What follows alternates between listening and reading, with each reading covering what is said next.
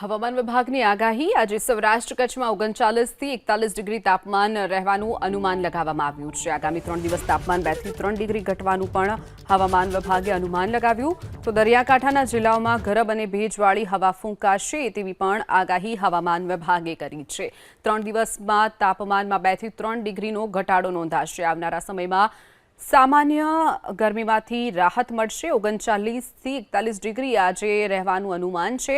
આવનારા સમયમાં આવનારા 3 દિવસમાં 2 થી 3 ડિગ્રી તાપમાનમાં ઘટાડો નોંધાશે। તો દરિયાકાંઠાના જિલ્લાઓમાં પણ ગરમ અને ભેજવાળી હવા ફૂંકાવાની આગાહી હવામાન વિભાગે કરી છે। હવામાન વિભાગની આગાહી આજે સૌરાષ્ટ્ર કચ્છમાં 39 થી 41 ડિગ્રી તાપમાન રહેવાનું અનુમાન લગાવવામાં આવ્યું છે। આગામી 3 દિવસ તાપમાન 2 થી 3 ડિગ્રી ઘટવાનું પણ હવામાન વિભાગે અનુમાન લગાવ્યું। તો દરિયાકાંઠાના જિલ્લાઓમાં ગરમ અને ભેજવાળી હવા ફૂંકાશે તેવી પણ આગાહી હવામાન વિભાગે કરી છે।